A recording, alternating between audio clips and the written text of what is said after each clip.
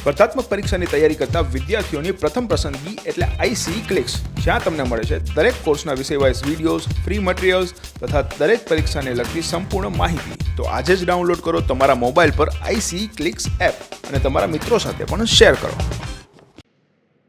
નમસ્કાર વિદ્યાર્થી મિત્રો, આઈસી ના યુટ્યુબ ચેનલમાં આપ સૌનું હાર્દિક સ્વાગત છે. મિત્રો, આપ સૌ જાણો છો કે આગામી સમયમાં મીન્સ કે આ સન્ડે ઉપર જે એસટીઆઈની એક્ઝામ આવી રહી છે, તો એના માટે સ્પેશિયલ છેલ્લા કેટલાક મહિનાના જે અગત્યના મને કરંટ અફેર્સના ટોપિક લાગેલા હતા એ ફરી તમારી સમક્ષ લઈને આવેલો છું. તો વધારે સમય નથી લેવો મિત્રો, સીધું શરૂ કરીએ તો કરંટ અફેર્સ ક્વિક રિવિઝન. તો સૌથી પહેલા ભારતની પ્રથમ લિથિયમ રિફાઇનરી, જો પ્રશ્ન કેવા હશે એ પણ સાથે કહેતો જઈશ. તો ભારતની પ્રથમ લિથિયમ રિફાઇનરી ક્યાં સ્થાપિત થશે? તો કે આપણે ગુજરાતમાં સ્થાપિત થશે. બીજી એક વસ્તુ, લિથિયમ છે ને એકચ્યુઅલી કંઈ મળતું નહોતું ભારતમાં, પણ એ પણ યાદ રાખવું કે તાજેતરમાં કર્ણાટક રાજ્યમાં લિથિયમનો ભંડાર મળેલો હતો. તો અત્યાર સુધી કંઈ નહોતું, પણ લિથિયમના ભંડાર કયા પ્રાપ્ત થયા છે? કર્ણાટકમાં પ્રાપ્ત થયા છે. લિથિયમ રિફાઇનરી સ્થાપિત ક્યાં થવાની છે? ગુજરાતમાં સ્થાપિત થશે. અને ગુજરાતમાં ખાસ કરીને એક નવીનીકરણ ઉર્જા કંપની છે, નામ છે એનું મનીકરણ પાવર લિમિટેડ. આ રિફાઇનરીએ 1000 કરોડથી વધારે રોકાણ જે છે ગુજરાતમાં કરશે, આ સ્પેશિયલી આ લિથિયમ રિફાઇનરી માટે. લિથિયમ એક દુર્લભ તત્વ છે, સામાન્યતઃ ભારતમાં મળતું નથી, પરંતુ તાજેતરમાં મળેલું છે કર્ણાટકની અંતર્ગત. કર્ણાટક રાજ્યમાં થોડા ઘણા અંશે મળેલું છે. માટે લિથિયમ રિફાઇનરીમાં ઓસ્ટ્રેલિયાથી ઘણું બધું પણ આપણે આયાત તો કરીએ છીએ, પણ કર્ણાટકમાં મળેલું છે એટલું બધું વધારે નથી કે આખા ભારતનું લિથિયમની બેટરી બધું ચાલે. બટ આપણે ક્યાંથી આયાત કરીએ છીએ? તો ઓસ્ટ્રેલિયાથી જે છે લિથિયમને આયાત કરીએ છીએ, અને ખાસ કરીને એના ઉપર પછી પ્રસંસ્કરણ એટલે કે પ્રોસેસને બધું કરવામાં આવે છે. ભારત લિથિયમ સંબંધી આવશ્યકતાનો વધારે ભાગ શું કરે છે? આયાત કરે છે. પણ કર્ણાટક એકથી કેટલું લિથિયમ મળે કે આખા ભારતમાં ચાલે? તો આપણે મોસ્ટ ઓફ બધું શું કરીએ છીએ? આયાત કરીએ છીએ.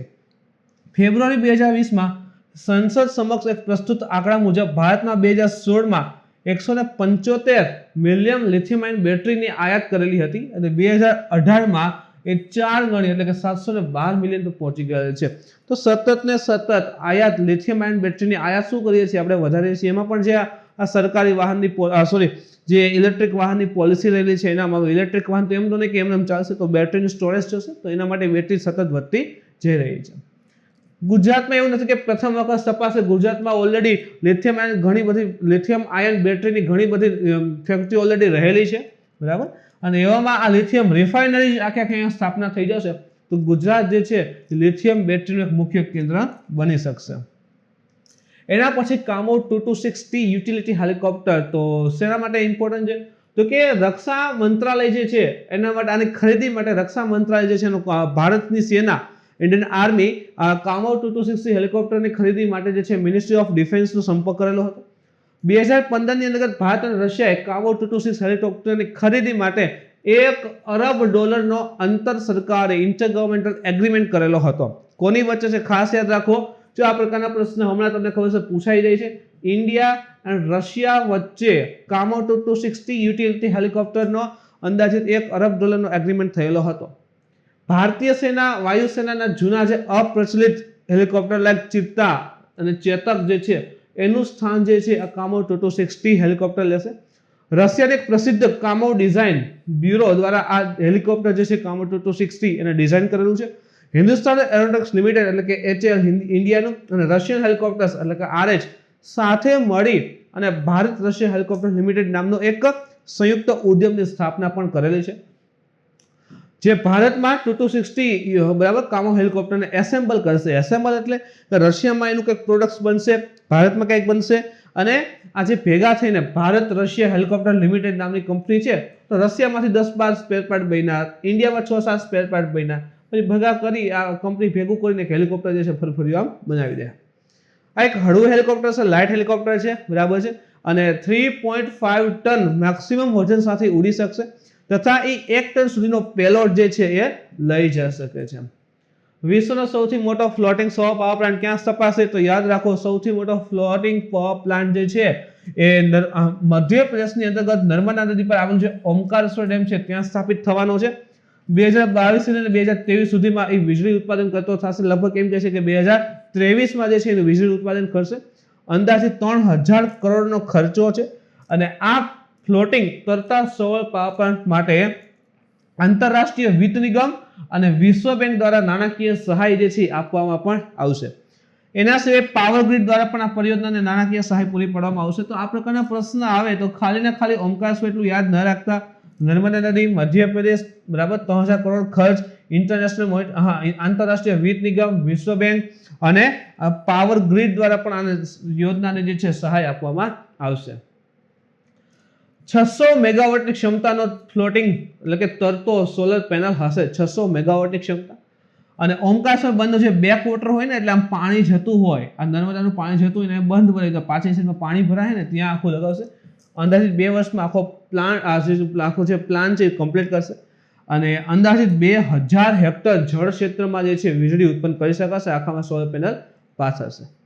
બંધના પાણીના સ્તરના આધાર પર સોલર પેનલ પોતાની મેળે ઉપર નીચે એડજસ્ટ થશે. હવે ચોમાસાનો સમય હોય તો પાણી વધી જતા હોય ને બંધમાં ને એમાં નદીમાં પાણી વધે તો ઓટોમેટિકલી આ પ્લેટ જે છે પોતાની રીતે અપડાઉન થાય એ મુજબ આખી ડેવલપ કરેલી હશે.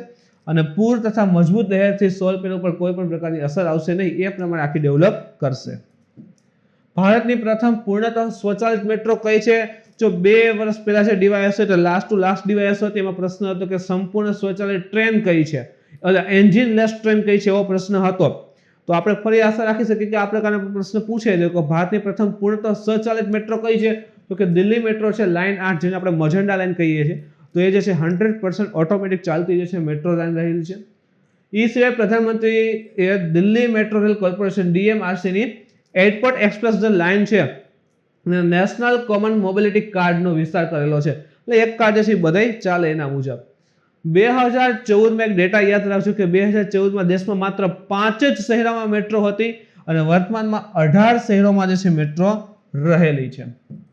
દીપડાની સંખ્યામાં વધારો થયો છે. એક રિપોર્ટ આવે છે ministry of environment, forest and climate change દ્વારા status of leopard in India 2018. તો આ રિપોર્ટ જે છે જાહેર કરેલો હતો અને એના મુજબ દીપડાની સંખ્યામાં વધારો થયો છે. 2014માં દીપડા હતા 8000 અને વધીને 2018માં એની સંખ્યા થઈ છે 12882. ટોટલ કેટલા ટકા? તો કે 60% વૃદ્ધિ થયેલી છે. ગમે એ આંકડો આપી શકે છે, મેક્સિમમ આ પૂછી શકે કે ministry of environment, forest and climate change દ્વારા જે status of leopard in India 2018 report જાહેર થયો છે એના મુજબ ભારતમાં 60% દીપડાની વૃદ્ધિ થયેલી છે. દીપડાની સર્વાધિક સંખ્યા કયા રાજ્યમાં જોવા મળે છે? મધ્યપ્રદેશ. વાઘ પણ સૌથી વધારે મધ્યપ્રદેશમાં છે. ટાઈગર સ્ટેટ ઓફ ઇન્ડિયા કહેવાય છે. તો મધ્યપ્રદેશમાં સૌથી વધારે દીપડા છે, એના પછી કર્ણાટક છે અને એના પછી જે છે મહારાષ્ટ્ર રહેલું છે. એક ભારત પર્વ 2021 નું સેલિબ્રેશન થયું હતું. તો પર્યટન મંત્રાલય, મિનિસ્ટ્રી ઓફ ટુરિઝમ રહેલી છે એના દ્વારા વિકસિત એક વર્ચ્યુઅલ પ્લેટફોર્મ ઉપર 26 થી લઈને 31 જાન્યુઆરી 2021 દરમિયાન વાર્ષિક કાર્યક્રમ ભારત પર્વ 2021 યોજવામાં આવેલો હતો. તો 26મી જાન્યુઆરી પ્રજાસત્તાક દિવસે આનું ઉદ્ઘાટન થયેલું હતું કાર્યક્રમ. તો પ્રજાસત્તાક દિવસની ઉજવણી નિમિત્તે લાલ કિલ્લાના અગ્રભાગની સામે વર્ષ 2016 થી 26 થી 31 જાન્યુઆરી સુધી પર્યટન મંત્રાલય દ્વારા દર વર્ષે આ યોજાતા પર્વનું ઉદ્ઘાટન જે છે, પર્વનું આયોજન જે છે કરવામાં આવે છે. તો 2016 થી ઉજવાય છે. એક ખાસ દેખો અપના દેશ, સ્ટેચ્યુ ઓફ યુનિટી અને ઇન્ક્રેડિબલ ઇન્ડિયા સહિત પર્યટન મંત્રાલયે આ પ્રસંગે 3 વર્ચ્યુઅલ મંડપ અર્પણ કર્યા હતા. તો પૂછી શકે છે ભાઈ આવું તો આ તો ઇમ્પોર્ટન્ટ થઈ ગયું. દેખો અપના દેશ, પછી તો કે સ્ટેચ્યુ ઓફ યુનિટી અને ઇન્ક્રેડિબલ ઇન્ડિયા સહિતના પર્યટન મંત્રાલય આ પ્રસંગે 3 વર્ચ્યુઅલી મંડપ, બરાબર છે, એટલે કે આખી વસ્તુ જે છે ત્યાં રજૂ કરેલી હતી, અર્પણ કર્યા હતા દેશને. દેખો અપના દેશ અભિયાન પર્યટન મંત્રાલય વર્ષ 2020માં શરૂ કરેલું છે. ઇમ્પોર્ટન્ટ ફેક્ટ છે, યાદ રાખજો. એના પછી જો આકાશ મિસાઇલ નિકાસ આના ઉપર પ્રશ્ન આવી ગયો છે, ઇમ્પોર્ટન્ટ છે. તો ભારત સરકારે જે સ્વદેશી આકાશ મિસાઇલ પ્રણાલી છે એની નિકાસને મંજૂરી આપી હતી. એટલે કે આપણે હવે અન્ય દેશને નિકાસ કરી શકશું. તો કહેવાય કે પરમિટ આવી હતી. ઓછા અંતરની મિસાઇલ છે તો કેટલું ભાઈ, એની રેન્જ કેટલી છે? તો યાદ રાખો 25 કિલોમીટર છે. એક્ઝામમાં 250 કરીને આપી દે છે, બરાબર. તમે જૂના પેપર જોશો એટલે આ પ્રકારના પ્રશ્ન હોય. તો એની રેન્જ જે છે 25 કિલોમીટર છે તથા આ બધી ઋતુઓમાં લક્ષ્યને ભેદવાની ક્ષમતા રાખે છે. તો ઓલ વેધર મિસાઇલ છે. આના સિવાય તો કે ભાઈ તે ઓછા અંતરની સપાટીથી હવામાં સરફેસ ટુ એર મિસાઇલ છે. સરફેસ ટુ એર મિસાઇલ રહેલી છે, બરાબર. તો એક તો સ્વદેશી નિર્મિત છે Akash missile, surface to air missile છે જેની કેપેસિટી અથવા તો એની રેન્જ જે છે એટેક રેન્જ 25 કિલોમીટર રહેલી છે. હવે એનું ડેવલપમેન્ટ કેવી રીતે થયું હતું કે DRDO, defence research and development organisation દ્વારા એક integrated guided missile development programme, integrated guided missile development programme doctor APJ Abdul Kalam દ્વારા આ પ્રોગ્રામ જે છે રજૂ થયો હતો. એની અંતર્ગત 1984 માં જે છે આ પ્રોગ્રામની શરૂઆત 1984 માં થઈ હતી. એની અંતર્ગત આકાશ મિસાઇલ છે નું નિર્માણ કરવામાં આવે છે. પૃથ્વી, અગ્નિ, ત્રિશુલ, નાગ એ અન્ય મિસાઇલ છે. ટોટલ 5 મિસાઇલનું ડેવલપમેન્ટ હતું અને એક હતી આ આકાશ. એનું નિર્માણ ભારત ડાયનામિક લિમિટેડ દ્વારા કરવામાં આવે છે. આ પ્રશ્ન પણ પૂછે છે કે કઈ મિસાઇલ કોનું નિર્માણ કરે છે, તો નિર્માણ જે છે ભારત ડાયનામિક લિમિટેડ દ્વારા કરવામાં આવે છે. હવે ડિઝાઇન છે, જો બે વસ્તુ છે. એક ડિઝાઇન કોણ કરે કે ભાઈ આ રીતે બનાવો તો સક્સેસ જશે, તો DRDO એ કરેલી. ઓકે, સક્સેસ ગઈ પછી નિર્માણ કરવા આપી દે કે હવે આવી ઘણી બધી બનાવી દે. તો નિર્માણ જે છે ભારત ડાયનામિક લિમિટેડ કરે છે. 25 કિલોમીટર રેન્જ બધી ઋતુમાં ચાલી શકે અને આ હવામાં આશરે 18,000 મીટર ઉપર સુધી જઈ શકે છે. હવામાં 18,000 મીટર એટલે કે 18 કિલોમીટર ઉપર જાય અને પછી પાછી એટેક જે છે એ કરી શકે છે. એવમ લડાકુ વિમાન, ક્રૂઝ મિસાઇલ તથા બેલિસ્ટિક મિસાઇલને ધ્વસ્ત કરવાની ક્ષમતા છે. દુશ્મન દેશના લડાકુ વિમાન હોય, ક્રૂઝ મિસાઇલ હોય અથવા બેલિસ્ટિક મિસાઇલ હોય તો એ ઉડાડી શકવાની આ આકાશ મિસાઇલ કેપેસિટી રહેલી છે. એના પછી ભારત અને અમેરિકા વચ્ચે યુદ્ધ અભ્યાસ થયો હતો. એનું નામ જ છે યુદ્ધ અભ્યાસ. તો ઇન્ડિયા અને અમેરિકા વચ્ચે સંયુક્ત સૈન્ય અભ્યાસ યુદ્ધ અભ્યાસનું 16મું સંસ્કરણ, 16મું વર્ઝન પહેલા તો કઈ જગ્યાએ આયોજિત થયું હતું, તો કે રાજસ્થાનમાં જે છે 8 ફેબ્રુઆરીથી લઈને 21 ફેબ્રુઆરી સુધી આયોજિત થયેલું હતું. તો 16મું સંસ્કરણ હતું અને રાજસ્થાનમાં આયોજિત થયેલ છે. બંને સેનાઓએ એટલે કે યુએસ અને અમેરિકાની ભારત અને અમેરિકાની બંને સેનાઓએ દ્વિપક્ષીય પ્રશિક્ષણ અભ્યાસ મહાજન ફિલ્ડ ફાયરિંગ રેન્જમાં આયોજિત કરવામાં આવેલ છે. તો જે રાજસ્થાન છે ત્યાં મહાજન ફિલ્ડ ફાયરિંગ રેન્જ છે અને ત્યાં બંને દેશોએ જે છે આખો યુદ્ધ અભ્યાસ કરેલો હતો. ભારતમાં એનું પ્રતિનિધિત્વ જે છે જમ્મુ કાશ્મીરની રાઇફલની 11મી બટાલિયન દ્વારા કરવામાં આવેલું હતું, જે દક્ષિણ પશ્ચિમ કમાન્ડનો ભાગ છે. અમેરિકી સેનાનું પ્રતિનિધિત્વ જે છે એ 2ય બટાલિયન અને 3ય ઇન્ફેન્ટ્રી રેજિમેન્ટ સૈનિકો દ્વારા. હવે અમેરિકાનું કોને ભાગીદાર, કોને પ્રતિનિધિત્વ યાદ ન રાખો તો હાલશે, પણ હા ઇન્ડિયાનું યાદ રાખો કે રાજસ્થાનમાં જે છે મહાજન ફિલ્ડ ફાયરિંગ રેન્જ છે ત્યાં દ્વિપક્ષીય યુદ્ધ અભ્યાસ એટલે કે ભારત અને અમેરિકા વચ્ચે હતો. એમાં ભારત તરફથી જમ્મુ અને કાશ્મીર રાઇફલની 11મી બટાલિયન દ્વારા જે છે ભાગ લેવામાં આવેલો હતો. ઇવન જાન્યુઆરી 2021માં જ રાજસ્થાનની અંતર્ગત ભારત અને ફ્રાન્સ વચ્ચે, ફ્રાન્સની વાયુસેના એટલે કે એરફોર્સ વચ્ચે 5 દિવસનો એક અભ્યાસ પણ થયેલો હતો. એને પણ યાદ રાખજો. હવે આર્દ્રભૂમિના સંરક્ષણ માટે દેશનું પ્રથમ કેન્દ્ર વેટલેન્ડ. આ એટલા માટે ઇમ્પોર્ટન્ટ છે કે તમે અહીં વાંચો તો 2 ફેબ્રુઆરી વિશ્વ આર્દ્રભૂમિ દિવસ સેલિબ્રેટ થાય છે અને 2021માં 2 ફેબ ઉપર જે ઈરાનના રામસર સિટીમાં જે છે રામસર કન્વેન્શન થયું હતું એના ટોટલ 50 વર્ષ જે છે પૂરા થયા છે. અત્યારે તાજેતરમાં 2021માં 1971માં કરાર થયો હતો 2 ફેબ્રુઆરીએ અને એટલે તો એને રામસર દિવસ અથવા તો આર્દ્રભૂમિ દિવસ તરીકે ઉજવીએ છીએ. એના 50 વર્ષ પૂરા થાય છે, ઇમ્પોર્ટન્ટ બને છે. કેન્દ્ર સરકારે ઘોષણા કરી કે ટૂંક સમયમાં ચેન્નઈ ખાતે, ખાસ યાદ રાખો કઈ જગ્યા છે ચેન્નઈ. ચેન્નઈ ક્યાં આવે? તમિલનાડુ. તો ચેન્નઈ ખાતે આર્દ્રભૂમિનું સંરક્ષણ અને પ્રબંધન માટે centre for wetland conservation and management CWM. તો CWCM કન્ઝર્વેશન. તો CWCM ભૂલતા નહીં આને, કે centre for wetland conservation and management. તો એના માટે જે છે સ્થાપિત કર્યું છે, ચેન્નઈ ખાતે એક સેન્ટર સ્થાપિત કર્યું છે. વેટલેન્ડ એટલે કે આર્દ્રભૂમિ, જો પાણી ભરાઈ દે ને તો એમાં જે થોડો કાદવ કીચડ હોય, નાની વૃક્ષ ને બધું ડેવલપ થાય, તો જૈવિકતા બહુ હોય તેનું સંરક્ષણની વાત કરેલી છે. કેન્દ્ર સરકાર દ્વારા તમિલનાડુના ચેન્નઈમાં આર્દ્રભૂમિ સંરક્ષણ અને પ્રબંધન કેન્દ્ર એટલે કે CWCM ની સ્થાપના કરવામાં આવશે. ખૂબ ઇમ્પોર્ટન્ટ ફેક્ટ છે. આ સંરક્ષણ કેન્દ્ર તટીય પ્રબંધન માટે રાષ્ટ્રીય કેન્દ્રનો એક ભાગ છે. તટીય પ્રબંધન એટલે કે દરિયા કિનારાનું મેનેજમેન્ટ માટે એક નેશનલ સેન્ટરનો એક ભાગ છે. આ રાષ્ટ્રીય કેન્દ્ર કોની અંતર્ગતની એક સંસ્થા હશે? તો કે ministry of environment, forest and climate change એની અંતર્ગતની સંસ્થા હશે અને આ સંરક્ષણ માટે નિગરાની, પ્રબંધન, યોજના, સંશોધનને બધી મદદ કરશે. તો આ જે કેન્દ્રની સ્થાપના કરશે તો જે વેટલેન્ડ આર્દ્રભૂમિ છે એનું સંરક્ષણ, એના ઉપર વોચ રાખવા, એનું મેનેજમેન્ટ, એના કંઈ રિસર્ચ કરવાનું તો બધા ઉપર મદદ કરશે. આ શાસન કેન્દ્ર એક જ્ઞાન કેન્દ્રના રૂપમાં પણ કાર્ય કરશે. જ્ઞાન કેન્દ્ર હવે સંશોધન કરે છે, કંઈક પણ એના ઉપર વોચ રાખે છે, તો કંઈક ને કંઈક નોલેજ પણ પ્રાપ્ત થશે ને, તો એ જ્ઞાન કેન્દ્ર રૂપમાં પણ કામ કરશે. મિત્રો એક પ્રશ્ન પૂછું છું કે 2021માં જે છે આર્દ્રભૂમિ પર રામસર કન્વેન્શનના 50 વર્ષ પૂરા થયા છે, તો આ વખતે 2021 જે 2 ફેબ સેલિબ્રેટ થઈ હતી આર્દ્રભૂમિ દિવસ, એની થીમ શું હતી તમે કોમેન્ટ કરીને જણાવજો. થીમ શું હતી એ કોમેન્ટ કરજો, ઇમ્પોર્ટન્ટ છે, થીમ પૂછે છે. ડીવાયએસઓમાં 2 પ્રશ્ન હતા આઈ થિંક. એક સ્વિચ દિલ્હી અભિયાન શરૂ થયું હતું. તો આની વખતે મેં ઘણી વખત કીધેલું હતું, સ્વિચ દિલ્હી એટલે સ્વિચ એટલે ચેન્જ કરવું. તો જે સાદા વાહનો છે એ બદલે ઇલેક્ટ્રિક વાહનોનો યુઝ થાય એ માટે સરકારે સ્વિચ દિલ્હી અભિયાન દિલ્હીની અંતર્ગત કહેવાય કે લોન્ચ કરેલું હતું. અને એમાં ખાસ કરીને ઇલેક્ટ્રિક વ્હીકલ 2 વ્હીલ અને 4 વ્હીલ ખરીદવા ઉપર એક વ્યાપક સબસિડી આપવાની યોજના જે છે એ દિલ્હી સરકાર જે છે ધરાવતી હતી. સરકાર ઇલેક્ટ્રિક વાહનો માટે માર્ગ વેરો અને નોંધણી ફી માફ કરવાની જે છે યોજના ધરાવે છે.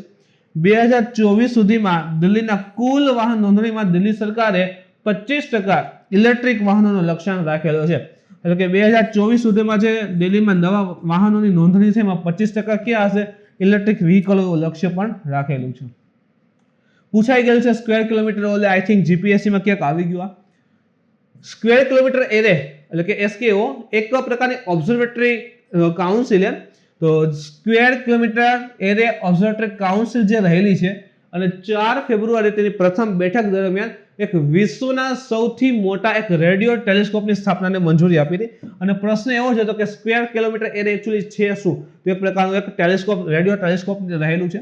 SKO રેડિયો ખગોળશાસ્ત્રને સમર્પિત એક સરકારી એટલે કે ઇન્ટર ગવર્નમેન્ટ પેનલ છે. એનું હેડક્વાર્ટર UK માં આવેલું છે.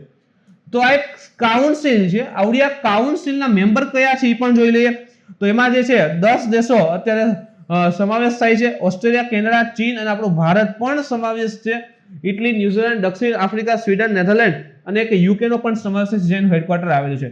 તો 10 દેશોએ ભેગા થઈ એક કાઉન્સિલ બનાવી અને આ કાઉન્સિલે એક રેડિયો ટેલિસ્કોપની સ્થાપનાને મંજૂરી આપી. નામ છે સ્ક્વેર કિલોમીટર એરે. ક્યાં સ્થાપવામાં આવશે તો એ પણ જોઈ લો. ખાસ યાદ રાખજો કે આફ્રિકા જોઈ લઈએ. પણ ઓપ્ટિકલ ટેલિસ્કોપ જે છે આફ્રિકા અને ઓસ્ટ્રેલિયામાં જે છે સ્થાપિત કરવામાં આવશે. ઓપ્ટિકલ ટેલિસ્કોપથી વિપરીત જે ઓપ્ટિકલ ટેલિસ્કોપ આવે છે ઉલટું આ રેડિયો ટેલિસ્કોપ જે હોય ને, જો સ્થાપના કેની કરવાનું છે તો કે રેડિયો ટેલિસ્કોપની કરવાનું છે. રેડિયો ટેલિસ્કોપ હોય ને એનું કાર્ય સારું હોય, એટલે કે જે અદ્રશ્ય વાયુ હોય, જેમ સામે તો દેખાતા ન હોય, ફીલ ના થતા હોય એ પ્રકારના વાયુની શોધ કરે. અને આ ધૂળથી ઢકાયેલા, ધૂળના કારણે દેખાતા ન હોય એવા અંતરિક્ષ ક્ષેત્ર હોય ને એને પણ શોધ જે છે એ રેડિયો ટેલિસ્કોપ કરી શકે છે. ઓપ્ટિકલ કરી શકતું નથી. તો આ રેડિયો ટેલિસ્કોપની સ્થાપનાને મંજૂરી છે અથવા તો એને સ્થાપના કરશે. વિશ્વના સૌથી મોટા રેડિયો ટેલિસ્કોપ તરીકે સૂચવવામાં આવેલું છે સ્ક્વેર કિલોમીટર એરે. આની કિંમત અંદાજિત 8 બિલિયન પાઉન્ડ થાય છે અને પૂર્ણ થવા માટે અંદાજિત 1 દાયકા એટલે કે 10 વર્ષ જેટલો સમય લઈ જશે. પ્રધાનમંત્રી માતૃ વંદના યોજના કરંટમાં હતી કે નાણાકીય વર્ષ 2020 સુધીમાં ભારત સરકારની માતૃત્વ લાભ યોજના અથવા તો પ્રધાનમંત્રી માતૃ વંદના યોજના PMMVY પ્રધાનમંત્રી માતૃત્વ વંદના યોજના દ્વારા 1.75 કરોડથી વધુ પાત્ર મહિલાઓમાં સમાવેશ થઈ ચૂકી છે. તો પ્રધાનમંત્રી માતૃ વંદના યોજના છે એમાં 1.75 કરોડથી વધારે મહિલાઓમાં સમાવેશ થઈ છે. નાણાકીય વર્ષ 2018 થી 2020 ની વચ્ચે આ યોજના અંતર્ગત કુલ 1.75 કરોડ બરાબર છે 1.75 કરોડ પાત્ર લાભાર્થીઓને 5931.95 કરોડ રૂપિયા જે ચૂકવવામાં આવ્યા છે આ યોજનાની અંતર્ગત. તો 5931 કરોડ આપેલા છે. તો કંઈક પૈસા લઈને યોજના રહેલી છે, જોઈએ વિશે. તો પ્રધાનમંત્રી માતૃ વંદના યોજના એક પ્રસૂતિ લાભ યોજના છે. જો આ પહેલું વાક્ય છે આવી શકે સ્ટેટમેન્ટમાં કે પ્રધાનમંત્રી PMMVY, ખાલી એટલો ફૂલ ફોર્મ ના આપે તો PMMVY એક પ્રસૂતિ સહાય યોજના છે, પ્રસૂતિ લાભ યોજના છે જે દેશના તમામ જિલ્લાઓમાં, આને કહી દઈએ કે આટલા જિલ્લામાં છે, આમાં છે, તેમ છે, આટલા રાજ્ય છે, અહીં ચોખ્ખો ઉલ્લેખ છે તમામ જિલ્લાઓમાં 1 જાન્યુઆરી 2017 થી લાગુ થયેલ છે. કઈ મિનિસ્ટ્રી અંતર્ગત તો કે તે મહિલા અને બાળ વિકાસ મંત્રાલય દ્વારા સંચાલિત કેન્દ્રીય પ્રાયોજિત યોજના છે. એટલે કેન્દ્ર સરકાર સેન્ટ્રલ સેક્ટર સ્કીમ રહેલી છે. હવે પ્રત્યક્ષ લાભ સ્થાનાંતરણ યોજના ડાયરેક્ટ બેનિફિટ ટ્રાન્સફર છે અને તેમાં સગર્ભા સ્ત્રીઓને સીધા એના બેંક ખાતામાં જે છે રોકડ ટ્રાન્સફર કરવામાં સમાવિષ્ટ હોય છે, જેથી તેઓને તેમની પોષણ સંબંધી અથવા પ્રેગ્નન્સી સમયે એને પૂરેપૂરા પોષણ મળી રહે એ માટેની જરૂરિયાતો પૂરી કરી શકે અને તેના સીધા બેંક એકાઉન્ટમાં જે છે રોકડ ટ્રાન્સફર કરવામાં આવે છે અને તેમના વેતન નુકસાનની આંશિક ભરપાઈ પણ કરી શકાય છે. તો પ્રેગ્નન્સી સમયે જે છે જોબ ને થઈ ન શકે, તેનું વેતન કદાચ એને ન આપવામાં આવે તો એ થોડી ઘણી એની ભરપાઈ પણ થઈ શકે છે. યોજના અંતર્ગત મળેલ લાભ તો કે ભાઈ શરતોને નીચેની જે બધી શરત રહેલી છે એ પૂર્ણ કરે ત્યારે લાભાર્થીને 3 હપ્તામાં ₹5000 જે છે એનો રોકડ લાભ પ્રાપ્ત થાય છે અને બેંકના એકાઉન્ટમાં જમા થઈ જાય. તો કઈ કન્ડિશન રહેલી છે? જો ગર્ભધારણની તાત્કાલિક નોંધણી પર, પ્રેગ્નન્ટ થઈ ગયા તેની નોંધણી કરાવવાની, પ્રસવ પૂર્વ તપાસ ઉપર, બાળક જન્મે છે ત્યારે નોંધણી કરવી, અને કુટુંબમાં પ્રથમ હયાત બાળકની રસીકરણનું પ્રથમ ચક્ર પૂર્ણ કર્યા પછી પાત્ર લાભાર્થીઓને જનની સુરક્ષા યોજના JSY આવે છે, જનની સુરક્ષા યોજના હેઠળ રોકડ પ્રોત્સાહન રકમ પણ આપવામાં આવે છે, અને એમાં લાયક મહિલાને સરેરાશ રૂપિયા 6000 ની રકમ જે છે સહાય રૂપે મળે છે. એને પણ યાદ રાખો. વિશેષ લક્ષણ તો કે આ યોજનાના અમલીકરણને કેન્દ્ર અને રાજ્ય સરકારો દ્વારા વડાપ્રધાન માતૃ વંદના યોજના કોમન એપ્લિકેશન સોફ્ટવેર કે PMMVY CAS દ્વારા નિરીક્ષણ કરવામાં આવે છે. તો આખી યોજના ચાલે છે તો એ ભાઈ નિરીક્ષણ તો થશે ને કે કયા વિસ્તારમાં કેટલા ફેરફાર આવે છે, રજીસ્ટર થાય છે. તો આ ઇમ્પોર્ટન્ટ છે કે ભાઈ પૂછી શકે કે જે આ યોજના રહેલી છે એનું અમલીકરણ જે છે એ કોમન એપ્લિકેશન સોફ્ટવેર દ્વારા જે છે નિરીક્ષણ કરવામાં આવી રહ્યું છે. યોજનાના અમલીકરણનું નિરીક્ષણ જે છે એ કોમન એપ્લિકેશન સોફ્ટવેર દ્વારા થાય છે. તો એ વાત સાચી છે.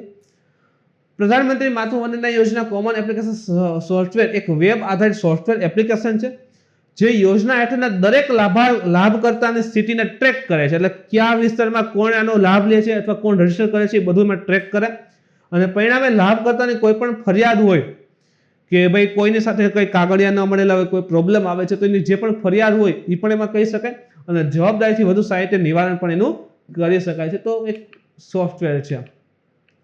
એના પછી છે ગોબરધનનું એકીકૃત પોર્ટલ. બાયોગેસ સૌથી વધારે શું હોય તો મિથેન હોય, એ પણ પ્રશ્ન આવી ગયો છે, યાદ રાખજો. તો બાયોગેસ યોજના અથવા તો પહેલાના જે યોગ્ય અમલીકરણ અને રિયલ ટાઈમ મોનિટરિંગ માટે તાજેતરમાં જ ગોબરધન એકીકૃત પોર્ટલ જે છે શરૂ કરવામાં આવ્યું છે. તો શેના માટે છે તો બાયોગેસ યોજનાના અમલીકરણ અને રિયલ ટાઈમ મોનિટરિંગ માટે ગોબરધન એકીકૃત પોર્ટલ જે છે એ શરૂ કરવામાં આવેલું છે. ઉદ્દેશ્ય તો કે બાયોગેસ યોજનાઓ અને પહેલાનો સરળ અમલ તેના રિયલ ટાઈમ મોનિટરિંગ માટે વિવિધ વિભાગો અને મંત્રો સાથે ગાઢ સમન્વય સુનિશ્ચિત કરે છે. તો જે ગોબરધન એકીકૃત પોર્ટલ છે, ગોબરધન એકીકૃત પોર્ટલ તમે આ રીતે જો તો દેખાશે તમને, યુનિફાઈડ પોર્ટલ ફોર ગોબરધન. તો આમાં જે બાયોગેસ માટેની જે યોજના ચાલતી હોય અથવા તો એની પહેલાની કંઈ કોઈ પણ સરળ અમલ થયેલો હોય તો એના રિયલ ટાઈમ મોનિટરિંગ કરવા માટે કે જે સમય ઉપર જે ચાલે છે એનું મોનિટરિંગ કરવા માટે જે અલગ અલગ વિભાગો છે એને એક જગ્યાએ અથવા તેનું સમન્વય કરવા માટે આ પોર્ટલ જે છે એકીકૃત પોર્ટલ, નામ તો તમે જો એકીકૃત પોર્ટલ છે એટલે એક કરવાનું કાર્ય કરે છે. સ્વચ્છ ભારત મિશન ગ્રામીણ હેઠળ પીવાનું પાણી અને સ્વચ્છતા વિભાગ દ્વારા નવા સંકલિત અભિગમ મુજબ પોર્ટલનું સંકલન કરવામાં આવશે. તો આ પણ ફેક્ટ યાદ રાખો. યોજના વિશે વાત કરીએ તો જળ શક્તિ મંત્રાલય દ્વારા આ ગોબરધન યોજના જે છે એ શરૂ કરવામાં આવી છે. તો ભૂલતા નહીં કે galvanizing organic bio agro resources Dhan એટલે ગોબર, તો ફૂલ ફોર્મ છે ગોબરનું, galvanizing organic bio agro resources Dhan. તો ગોબરધન યોજના જે છે મિનિસ્ટ્રી ઓફ જળ શક્તિ મંત્રાલય છે એના દ્વારા શરૂ કરવામાં આવી છે. અને અમલીકરણ જોઈએ તો યોજના સ્વચ્છ ભારત મિશન ગ્રામીણના ભાગરૂપે લાગુ કરવામાં આવે છે. આ બે ઇમ્પોર્ટન્ટ ફેક્ટ છે એક્ઝામમાં આવશે કે ભાઈ કઈ મંત્રાલય અંતર્ગત છે અને કોના દ્વારા જે છે આખી યોજના જે છે અમલ કરવામાં અથવા તો લાગુ પાડવામાં આવી રહી છે. ભાગ ઉપર વાત કરીએ તો સ્વચ્છ ભારત મિશન ગ્રામીણ જે છે એ ગામોને સ્વચ્છ બનાવવા માટે બે મુખ્ય ઘટકોનો સમાવેશ કરે છે. એક જે છે ઓપન ડેસિગ્નેશન ફ્રી એટલે કે ખુલ્લામાં શૌચ મુક્ત ગામડાઓ, અને બીજું જે છે ગામડાઓમાં નક્કર અને પ્રવાહી કચરો જે રહેલો છે એનું યોગ્ય રીતે સંચાલન કરવું. તો સ્વચ્છ ભારત મિશન જે છે ગ્રામીણ એ ગામોને સ્વચ્છ બનાવવા બે ઘટકોમાં સમાવેશ છે. ખાસ કરીને તો ઓપન ડેસિગ્નેશન ફ્રી એટલે કે ખુલ્લામાં શૌચ મુક્ત, અને બીજું ગામડામાં જે નક્કર અને પ્રવાહી કચરો હોય એનું યોગ્ય સંચાલન. ઓડિશામાં ભારતનું પ્રથમ થંડરસ્ટોર્મ રિસર્ચ ટેસ્ટ બેડ બનાવવામાં આવશે. તમે જો આની જે હેડલાઇન છે અથવા તો ટોપિકનું નામ છે એ જ પૂછી શકે કે ભારતનું પ્રથમ થંડરસ્ટોર્મ રિસર્ચ ટેસ્ટ બેડ બનાવવામાં કઈ જગ્યાએ બનાવવામાં આવશે, તો યાદ રાખો ઓડિશામાં. તો જે ઇન્ડિયન મેટ્રોલોજીકલ ડિપાર્ટમેન્ટ છે, ભારતીય હવામાન ખાતું, તો એના દ્વારા જણાવ્યા અનુસાર દેશનો પ્રથમ થંડરસ્ટોર્મ રિસર્ચ ટેસ્ટ બેડ જે છે એ ઓડિશાનો જે બાલાસોર કિનારો છે બાલાસોરમાં બનાવવામાં આવશે. બાલાસોરમાં આંધી તોફાન સંશોધન કેન્દ્ર એટલે કે થંડરસ્ટોર્મ રિસર્ચ સેન્ટર સ્થાપવાનો ઉદ્દેશ્ય આકાશને કારણે થયેલા જાનમાલનું નુકસાન ઘટાડવાનો છે. આકાશને કારણે વીજળી આવે ને, વીજળીને એવું પડતું હોય ઘણી વખત, તો એના કારણે જે જાનમાલને નુકસાન થાય છે ઘટાડવાનું છે. તો એના માટે ત્યાં એનું સેન્ટરની સ્થાપના કરેલી છે. મધ્યપ્રદેશની રાજધાની ભોપાલ નજીક એક પ્રથમ શ્રેણીનું મોન્સૂન પરીક્ષણ કેન્દ્ર વિકસિત કરવામાં આવી રહ્યું છે. એને પણ યાદ રાખો કે પ્રથમ શ્રેણીનું મોન્સૂન પરીક્ષણ કેન્દ્ર કઈ જગ્યાએ વિકસિત કરાય છે? મધ્યપ્રદેશમાં ભોપાલ પાસે. અને જે પ્રથમ થંડરસ્ટોર્મ રિસર્ચ ટેસ્ટ બેડ છે એ કઈ જગ્યાએ? તો કે ઓડિશામાં બાલાસોર ખાતે. આ ઘોષણા જે છે, આ ઘોષણા આખી કીધી ને, આ બંને વસ્તુ એ આઈએમડી એટલે કે ઇન્ડિયન મેટ્રોલોજીકલ ડિપાર્ટમેન્ટના ડિરેક્ટર જનરલ, એનું નામ છે મૃત્યુંજય મહાપાત્રાએ કરેલી હતી. અને આ બંને પ્રોજેક્ટ હાલમાં આયોજનના તબક્કે છે, એટલે કે આવું આયોજન કરેલું છે અને વિગતવાર તૈયારી થશે એટલે કે એનો રિપોર્ટ બધું કમ્પ્લીટ થશે એટલે આપવામાં આવશે.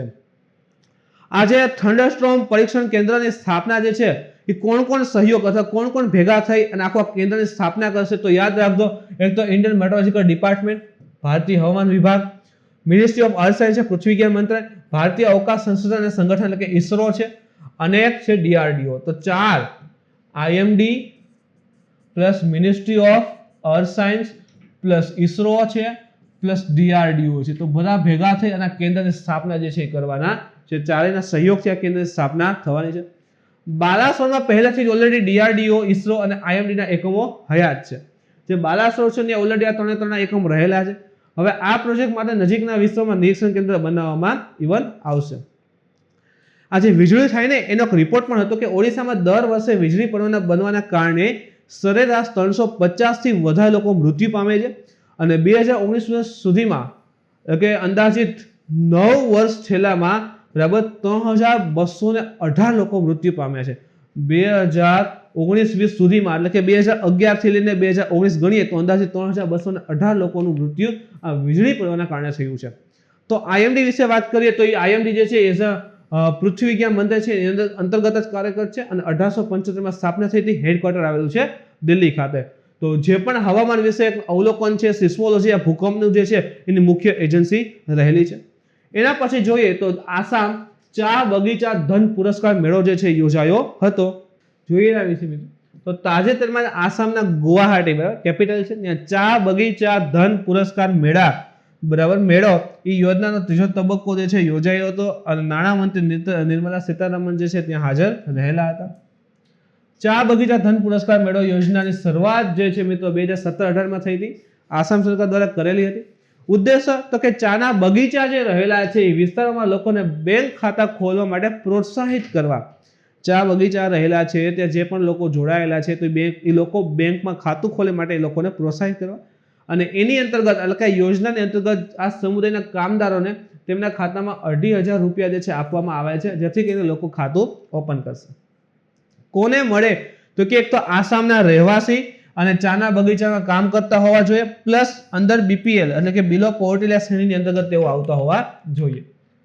ભારતમાં ચા ઉત્પાદન ટી બોર્ડ ઓફ ઇન્ડિયા જે રહેલું છે એના મુજબ વૈશ્વિક ચાની નિકાસમાં ભારતનો હિસ્સો 14% છે અને ઉત્પાદન થતા કુલ ચામાંથી એ 20% જેટલી નિકાસ કરે છે. એટલે કે આખા ધારો કે ભારતમાં 100 કિલો ચાનું ઉત્પાદન થયું તો એમાંથી 20 કિલો આપણે નિકાસ કરીએ છીએ, બાકીની 80 કિલો આપણે પી જઈએ. અને આખા વિશ્વમાં જે નિકાસનો ભાગ છે એમાં આપણો 14% રહેલો છે. ભારતમાં ચા ઉદ્યોગ બહુ સારો એવો છે બરાબર. તો ચાનો સૌથી મોટો ગ્રાહક દેશ છે આપણે તો, અને ચાનો બીજા નંબર સૌથી મોટો ઉત્પાદક છે અને વિશ્વનો ચોથો સૌથી મોટો નિકાસ કરતો દેશ પણ હવે બની ગયેલો છે. ચા ઉગાડતા સ્થળ તો ચાની વાવણી અને ખેતી ખાસ કરીને તો આસામ, દાર્જિલિંગ, દક્ષિણ ભારતની નીલગિરી હિલ્સ અને હિમાલયની તળેટીમાં થાય છે. પશ્ચિમ બંગાળ દાર્જિલિંગ ક્ષેત્ર આવે ને દાર્જિલિંગની બધું પ્રખ્યાત છે. આમ એના પછી એક મુખ્ય યુદ્ધક ટેન્ક છે અર્જુન MEK-1A. તો મુખ્ય યુદ્ધક ટેન્ક એટલે કે Arjun main battle tank MBT Arjun પ્રોજેક્ટની શરૂઆત જે છે એ 1972 માં સંરક્ષણ DRDO દ્વારા કરવામાં આવી હતી. MBT અર્જુન પ્રોજેક્ટની શરૂઆત 1972 માં DRDO એ કરેલી હતી.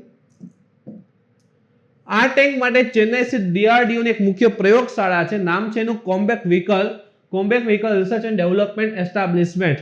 તો એના દ્વારા જે છે આ જે કહેવાય કે ટેન્ક જે છે અર્જુન 1A બનાવવામાં આવી છે. તો ભૂલતા અને DRDO ની એક મુખ્ય પ્રયોગશાળા ચેન્નઈ ખાતે કોમ્બેક vehicle research and development establishment એના દ્વારા બનાવેલ છે.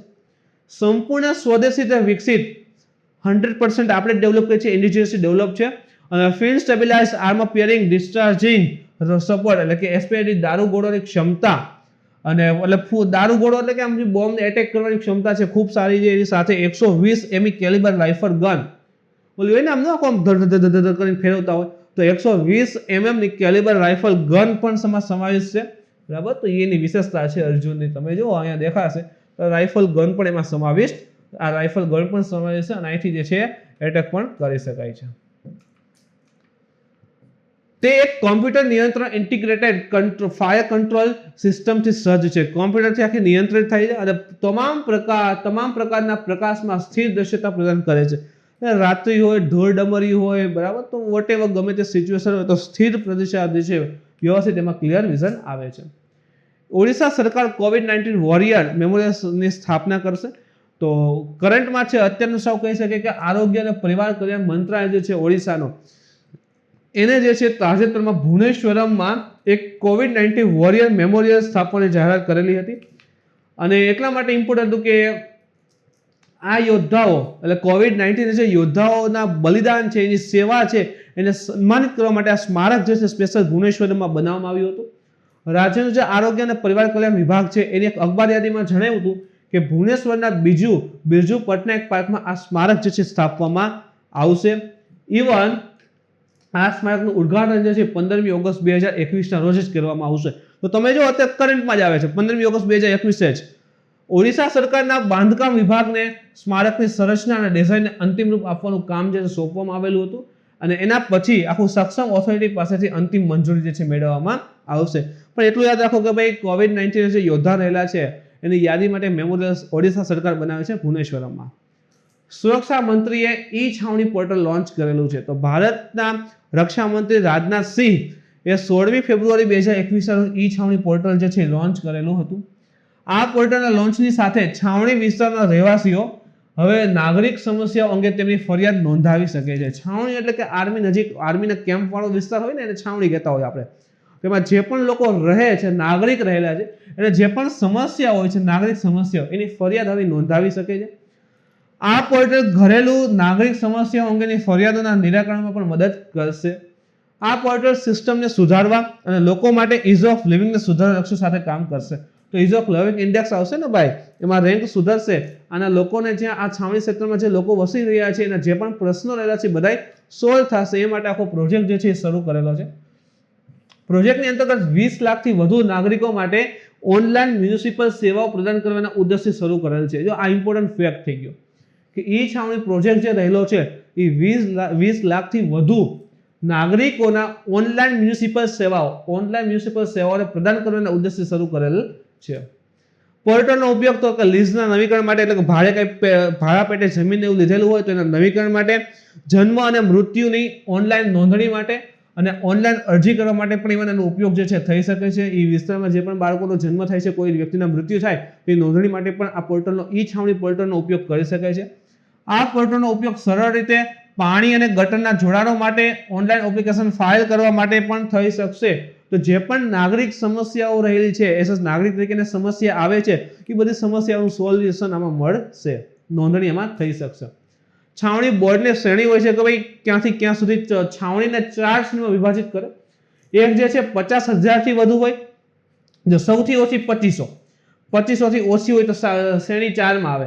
2500 થી લઈને 10,000 ની વચ્ચે હોય તો શ્રેણી 3, 10,000 થી 50,000 વચ્ચે હોય તો શ્રેણી 2 સોરી, અને 50,000 થી વધુ હોય તો શ્રેણી 1. તો આ રીતે શ્રેણીનું પણ વિભાજન થયેલું છે. ભારત અને Myanmar Kaladan multi modal transport project, Kaladan multi model transport project, કેન્દ્રીય વિદેશ મંત્રી એસ જયશંકરે તાજેતરમાં જણાવ્યું હતું કે Kaladan multi modal transport project અંતિમ તબક્કામાં છે, પરંતુ વિવિધ પડકારને કારણે આ પ્રોજેક્ટમાં શું થઈ ગયો છે, વિલંબ થઈ ગયો છે ઘણો બધો.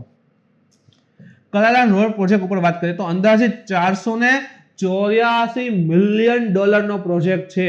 $484 મિલિયન પ્રોજેક્ટ જે કોલકાતા બંદરને સિટવે ક્યાં આવે તો કે મ્યાનમાર, ત્યાં સુધી જોડે છે. તમે ફોટો જુઓ તો અહીંયા દેખાશે કે કોલકાતા બંદર છે અને આ મ્યાનમાર છે, સિટવે છે. તો કોલકાતાને સિટવે પોર્ટ સુધી જોડશે. તો એવડો પ્રોજેક્ટ રહેલો છે અને દરિયા માર્ગને જોડશે. એટલે આ પ્રોજેક્ટ મ્યાનમારમાં સિટવે બંદરને કાલન નદીના નૌકા માર્ગ માધ્યમથી ચીન રાજ્યના પેલેંગવા સુધી જશે પાણીમાં. એટલે જો અહીંયા સિટવે, અહીંયા કલકત્તાથી અહીંયા પહોંચી ગયો, અહીંથી જે છે ઉપર તરફ જાય અને છેક ચીન સુધી જે છે આખો પ્રોજેક્ટ પહોંચશે. તો એ મુજબ આખો પ્રોજેક્ટ જે છે રહેલો છે. ત્યારબાદ આ પ્રોજેક્ટ જે છે પૂર્વ ભારતમાં મિઝોરમ માટે સડક માર્ગથી રેલવેને પણ જોડશે. ઇવન અહીં તમે જો તો કે આ મિઝોરમ આપણું ભારત છે, તો અહીંથી જે છે આ મિઝોરમ તો એને પણ જોડે છે. એટલે એકચ્યુઅલીમાં આ પ્રોજેક્ટ કેવો થશે જોઈ લ્યો તો કે આ કોલકાતા ત્યાંથી જે છે આ રીતે જોઈન્ટ થશે સિટવે, ત્યાંથી જે છે આપણા મિઝોરમ સુધી, પછી જે છે આ જ્યાં એને મોકલવો ચીન સાઈડ ત્યાં જશે એમ. તો આ મુજબ આખો પ્રોજેક્ટ જે છે એ રહેલો છે. આ પ્રોજેક્ટ ભારતની એક્ટ ઈસ્ટ પોલિસી, તો પૂર્વ તરફ જે કહેવાય કે ડેવલપમેન્ટ છે, આપણે નોર્થ ઇસ્ટના રાજ્યો જે રહેલા છે એનો વિકાસ પહેલેથી ઓછો છે, તો જે પણ કાર્યક્રમ ઘડીએ છીએ એના માટે હવે કાર્યક્રમ પૂરા કરવા એમ. તો એક્ટ ઈસ્ટ પોલિસીનો એક મહત્વપૂર્ણ ઘટક તરીકે પણ જોવામાં આવે છે, જે ભારતના મ્યાનમાર અને દક્ષિણ પૂર્વ એશિયા સાથે જોડાવા માંગે છે. તો આ જે નોર્થ ઇસ્ટ આપણું રહેલું છે, તો એક્ટ ઈસ્ટ પોલિસી, તો એ મ્યાનમાર અને આના સિવાયના દક્ષિણ પૂર્વના અન્ય દેશ સુધીની કનેક્ટિવિટી પણ આનાથી વધશે. સિટવે તો કે ભાઈ મ્યાનમારના રાખીન રાજ્ય રહેલું છે, એની રાજધાની છે. એક શહેર જે છે બરાબર, તે એક ટાપુ પર આખું આ સ્થિત છે, અને કલાદાન, મયુ અને લેમેરો નદીઓના સંગમ પર આખું આ સિટવે પોર્ટ જે છે એ આવેલું છે. એના પછી જતા આસામ માટે 2 નવા બ્રિજનું નિર્માણ થયું છે. તમે જોઈ શકો કેવડો બ્રિજ દેખાય છે બરાબર. તો એક આવા નવા બ્રિજનું નિર્માણ થવાનું છે. અત્યારે ભારતનો સૌથી લાંબો બ્રિજ કયો છે? ભૂપેન હજારિકા છે. આના સિવાય કઈ નદી ઉપર આવે તો યાદ રાખો લોહિત નદી ઉપર છે, બ્રહ્મપુત્ર ઉપર નથી.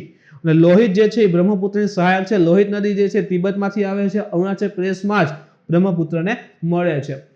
ધોલા સદિયા બ્રિજ તરીકે પણ ઇવન આ જે ભૂપેન હજારિકાને ઓળખવામાં આવે છે. ટોટલ લંબાઈને 9.15 કિલોમીટર છે. ભૂપેન હજારિકા તમને ખબર તો ભારત રત્ન પણ આપવામાં આવ્યો હતો. આસામ અને અરુણાચલ પ્રદેશ વચ્ચે સ્થિત છે. ઇવન એક બીજો મહત્વનો બ્રિજ છે Bandra Worli bridge sea link બરાબર, એની ટોટલ લંબાઈ 5.6 કિલોમીટર છે. એ પણ વચ્ચે કરંટમાં હતું. હવે જે નવો બ્રિજ બનશે ધુબરી ફુલવારી બ્રિજ, ભૂલતા નહીં, ધુબરી ફુલવારી બ્રિજ. તો ધુબરી આસામમાં છે અને ફુલવારી ક્યાં આવશે તો કે મેઘાલયમાં આવે છે. તો ભારતનો સૌથી લાંબો બ્રિજ ધુબરી ફુલવારી બ્રિજ બનવાનો છે, અને એનું નિર્માણનો પાયો રાખી દીધો છે, અને જાપાન જે છે મદદ કરવાનું છે, અને 18 કિલોમીટર લાંબો બ્રિજ હશે આસામ અને મેઘાલય વચ્ચે. તો ખાસ ભૂલતા નહીં. અને આ બ્રિજનું કામ જે છે 2028 સુધીમાં પૂર્ણ કરવામાં આવશે. તો ઘણી બધી ડિટેલ્સ આની આપેલી છે. 3200 કરોડ જેટલો ખર્ચો થશે, 18 રાજ્ય હશે, અને L&T છે ને એ આખો પ્રોજેક્ટનું જે છે આખું કાર્ય કરવાનું છે. બાકી યાદ રાખજો ખાસ કરીને તો કયા રાજ્ય છે? આસામ અને મેઘાલય રાજ્ય વચ્ચે, અને નદી છે બ્રહ્મપુત્ર નદી ઉપર બનાવવામાં આવશે ઇન્ડિયાનો સૌથી લાંબો longest road bridge.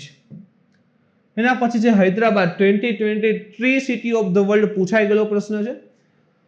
આર્બર day foundation અને સંયુક્ત રાષ્ટ્રની જે ફૂડ એન્ડ એગ્રીકલ્ચર ઓર્ગેનાઇઝેશન છે, જેને આપણે FAO કહીએ છીએ, એના દ્વારા બંને ભેગા થઈ હૈદરાબાદ શહેર એટલે કે તેલંગાણાનું કેપિટલને 2020 નો city of the world 2023 city of the world તરીકે માન્યતા આપેલી છે. તો ભૂલતા નહીં કોને આપેલી છે તો કે FAO એન્ડ આર્બર ડે ફાઉન્ડેશન બંને ભેગા થઈને.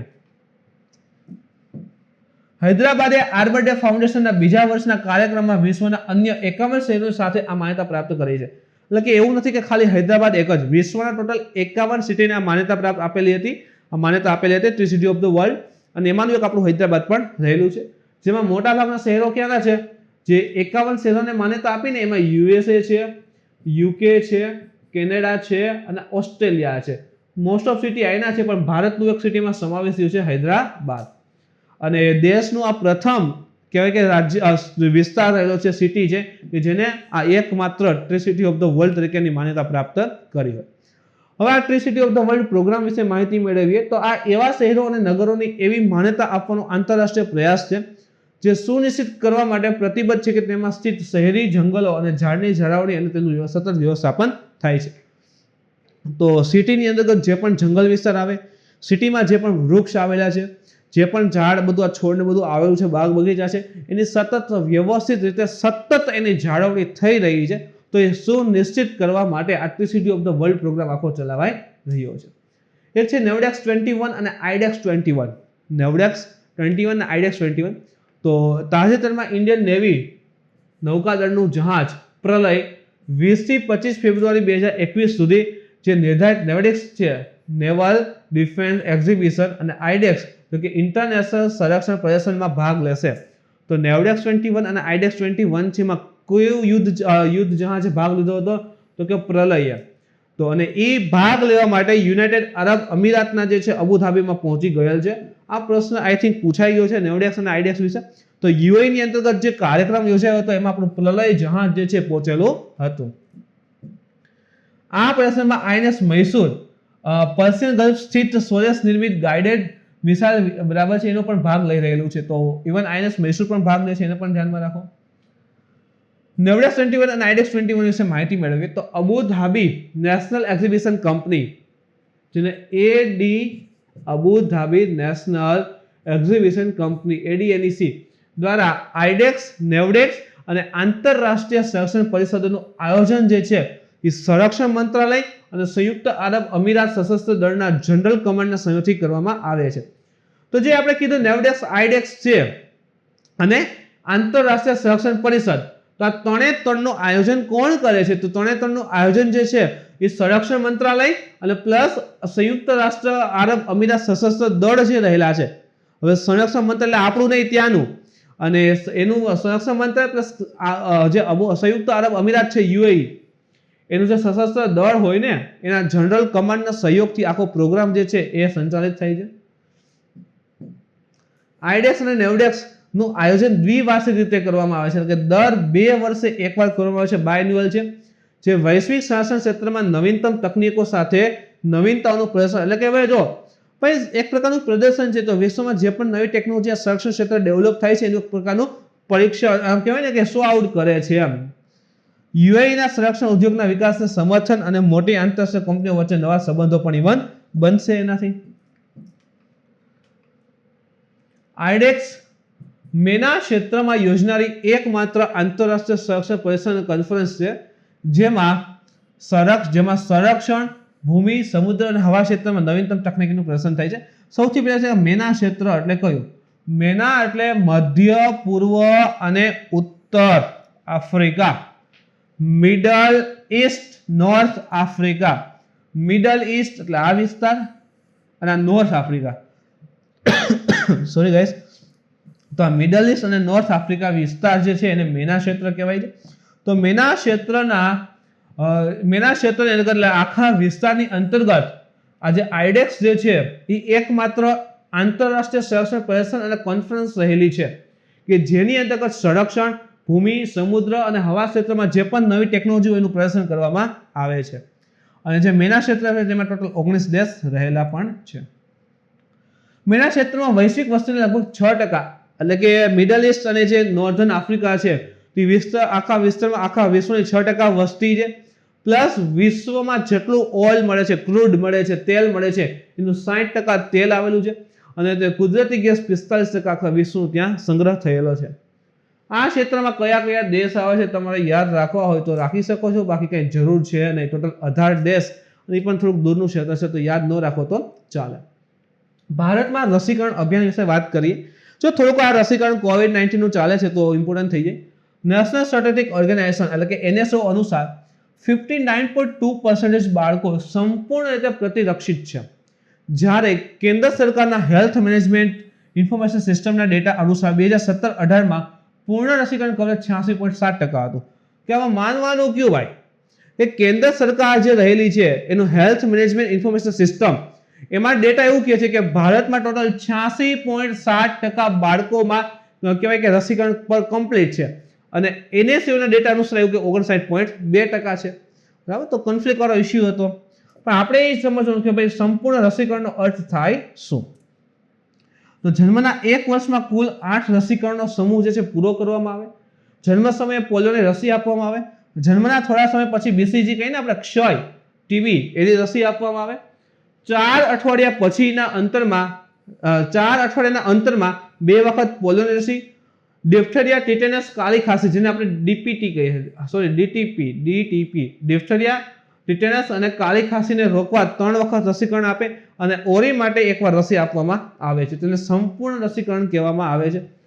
હવે રસીકરણમાં સૌથી સારું પ્રદર્શન કયા કયા સ્ટેટ કરી રહ્યા છે, આ ઇમ્પોર્ટન્ટ છે આપણા માટે. તો સંપૂર્ણ રસીકરણ કાર્યક્રમની અંતર્ગત સૌથી સારામાં સારું શ્રેષ્ઠ પ્રદર્શન હોય તો મણિપુરનું છે, નોર્થ ઈસ્ટનું 75%. એના પછી આંધ્રપ્રદેશ છે 73.6%, અને ત્રીજું પાછું નોર્થ ઈસ્ટ છે મિઝોરમ છે. તો મણિપુર, આંધ્ર અને મિઝો આ ટોપ 3 સ્ટેટ છે જેને ભાઈ સંપૂર્ણ રસીકરણ કાર્યક્રમમાં ખૂબ સારું કાર્ય કર્યું છે. સૌથી ખરાબ તો એમાં એક નાગાલેન્ડ છે માત્ર 12%, સેકન્ડ પુડુચેરી કેન્દ્રશાસિત છે અને ત્રિપુરા છે, તો એને ભૂલતા નહીં. એક બીજો ફેક્ટ છે કે દિલ્હીમાં અડધાથી પણ ઓછા બાળકોને સંપૂર્ણ રસીકરણ આપવામાં આવે છે. તો શરૂઆતમાં બર્થ સમય 1 વર્ષમાં થોડાક રસી આપે, પછી રસી આપવામાં આવતી હોતી નથી. 1978માં સ્વાસ્થ્ય અને પરિવાર કલ્યાણ મંત્રાલય દ્વારા એક એક્સપાન્ડેડ પ્રોગ્રામ ફોર ઇમ્યુનાઇઝેશન એટલે કે EPI ચલાવવામાં આવેલો હતો.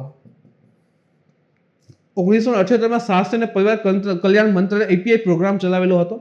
85માં એનું નામ બદલીને યુનિવર્સલ ઇમ્યુનાઇઝેશન પ્રોગ્રામ કરવામાં આવે છે, એટલે કે UIP પ્રોગ્રામ કરવામાં આવે છે, અને અત્યાર સુધીનો સૌથી મોટો સાર્વજનિક કાર્યક્રમોમાંનો એક રહેલો છે. પૂર્ણ રસીકરણ કવરેજ 90% સુધી વધારવા માટે એક મિશન ઇન્દ્રધનુષ પણ લાગુ કરવામાં આવ્યું છે. આ પૂછેલો પ્રશ્ન છે. મિશન ઇન્દ્રધનુષ તો કે રસીકરણનો કાર્યક્રમ છે, અને એ કવરેજ જે છે એટલે કે 90% બાળકોમાં રસી ભાઈ પ્રાપ્ત થઈ જાય એ માટેનો આખો મિશન જે છે એ ચલાવેલું હતું. એના પછી કલા કરંટમાંથી રોગન આર્ટ આજીવિકા ચલાવવા માટે COVID-19 થી બચવા પહેરાતા જે માસ્ક છે ને, ઓલા માસ્ક આપણે પહેરીને એના ઉપર રોગન આર્ટ ચિત્રિત કરવામાં આવેલી હતી, એટલે ઇમ્પોર્ટન્ટ બની હતી. આ રોગન આર્ટ એકચ્યુઅલી છે શું, તો કે પ્રાચીન કપડા કલા છે જેની ઉત્પત્તિ ભારતમાં થઈ હતી. હવે માસ્ક ઉપર આમ સારી દેખાય ને ભાઈ, એના માટે જે છે માસ્ક ઉપર જે છે આખું પેઇન્ટિંગ કરવામાં આવતું હતું. તો મૂળ ભારતની જે કપડા ઉપરની કલા છે. 300 વર્ષ પહેલા ભારતના જે ગુજરાતનો જે આપણો કચ્છમાં આ કલા પ્રચલિત હતી. અને રોગનનો એકચ્યુઅલી અર્થ શું થાય, તો રોગનનો અર્થ થાય છે એકચ્યુઅલીમાં તેલ, ઓઇલ. એરંડાના તેલ અને અમુક પ્રાકૃતિક રંગોને મિશ્રિત કરી આખો ઢોળ બનાવે અને એના ઉપરથી એના દ્વારા જે છે કપડા ઉપર આખું પેઇન્ટિંગ કરે. તો ખાસ યાદ રાખો, ગુજરાતના કચ્છ ક્ષેત્રની પ્રચલિત કળા રહેલી હતી. પરંપરાગત રીતે તેને ક્ષેત્રીય લોકો દ્વારા દુલ્હનના કપડાને સુશોભિત કરવા માટે વાપરવામાં આવતું હતું. તો જે એરંડાનું તેલ હોય ને એને પણ યાદ રાખો ખાસ. એરંડાનું તેલ અને પ્રાકૃતિક રંગોને મિશ્ર કરી આખી જે લુગડી બનાવે અને એનાથી પેઇન્ટિંગ કરે. ખાસ કરીને દુલ્હનનો જે આખો કપડા આવે ને એને સુશોભિત કરવા માટે વપરાતું. ઓઢણી, બેડશીટ, તકિયા, કવર વગેરે જેવી વસ્તુ પર પણ આ રોગન આર્ટ કરવામાં આવતી હતી. અને વર્તમાનમાં રોગન કામ નામથી દિવાલ પર પણ સજાવટ કરવામાં પણ આવે છે. તો ભાઈ હવે આર્ટ ફેમસ છે, માસ ઉપર હતી. તો શાહતુત બંધ પૂછાઈ ગયો આ પણ પ્રશ્ન. ભારત દ્વારા એક બેઠકમાં અફઘાનિસ્તાન સરકારને કાબુલ પાસે શાહતુત બંધ નિર્માણ માટે મદદ કરવા માટે સહમતિ ભારત સરકારે વ્યક્ત કરી હતી.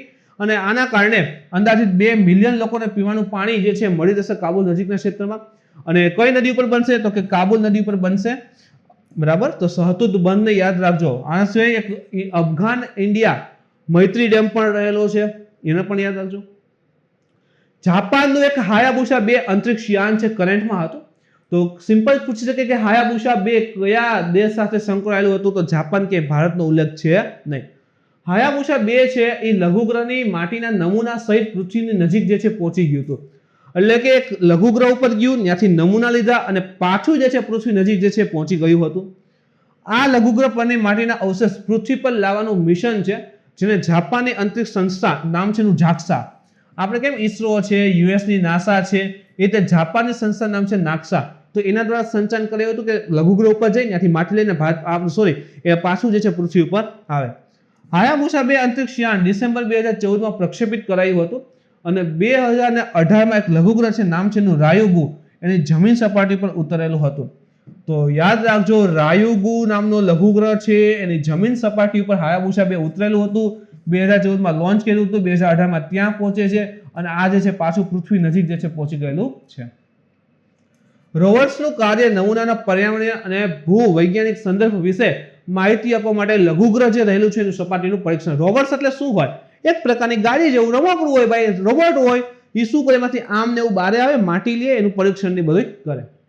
લઘુગ્રહ રાયુગુ એક સી ટાઈપ સૌર પ્રણાલીના શરૂઆતનો સમયગાળાનો અવશેષ છે. સી ટાઈપ સૌર પ્રણાલી જ્યારે ડેવલપ થઈને આખું સોલર સિસ્ટમ ડેવલપ થઈ એ વખતનો એક પ્રકારનો ઉપગ્રહ છે. સી ટાઈપ લઘુગ્રહમાં કાર્બનિક પદાર્થો અને પાણીમાં ફસાયેલા કણ બંનેની ઉપસ્થિતિ હોય. એવું ને કે સી ટાઈપ એટલે શું? જો આવા પ્રશ્નો તો જીવનમાં જન્મરી આવે કે સી ટાઈપ સૌર પ્રણાલીનો લઘુગ્રહ, આ શું કેવા શું માંગે છે એમ. તો સી ટાઈપનો સિમ્પલ થાય કે એમાં કાર્બનિક પદાર્થો અને પાણીમાં ફસાયેલા કણ બંને ઉપસ્થિત હોય, તો એ પ્રકારનો લઘુગ્રહ રહેલો છે. સંભવતઃ કાર્બનિક પદાર્થો તથા પાણીને પૃથ્વી પર લાવવા માટે જવાબદાર હોઈ શકે છે. પાણીને પૃથ્વી પર લાવવા માટે જવાબદાર હોય છે, જેનાથી પૃથ્વી પર જીવનની શરૂઆત માટે આવશ્યક પદાર્થો આવ્યા હશે. એની કંઈ જરૂર નથી, બરાબર, કહે છે કે આવું કદાચ હોઈ શકે છે. એના પછી સાક્ષરતા દિવસ ઉપર વાત કરીએ. એક યુનેસ્કોની જનરલ કોન્ફરન્સમાં 14મા સેશનમાં 26 ઓક્ટોબર 1966માં 8 સપ્ટેમ્બરને આંતરરાષ્ટ્રીય સાક્ષરતા દિવસ તરીકે ઉજવવાનું જે છે જાહેર કરાયું હતું.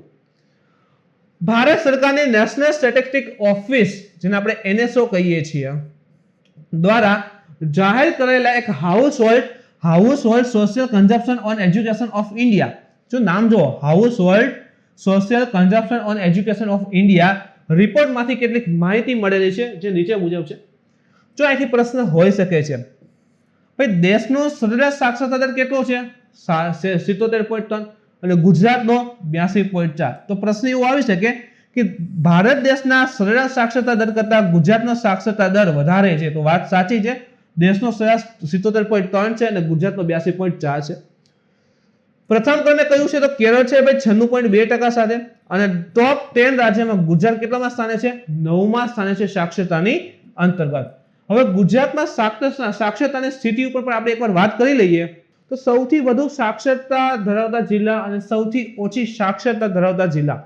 તો સૌથી વધુ સાક્ષરતા ધરાવતો જિલ્લો કયો છે? તો યાદ રાખજો સુરત છે, એના પછી અમદાવાદ છે અને પછી આણંદ છે. તો સૌથી વધુ સાક્ષરતા સુરતની છે, તો કેટલી છે? તો કે 85.5% છે.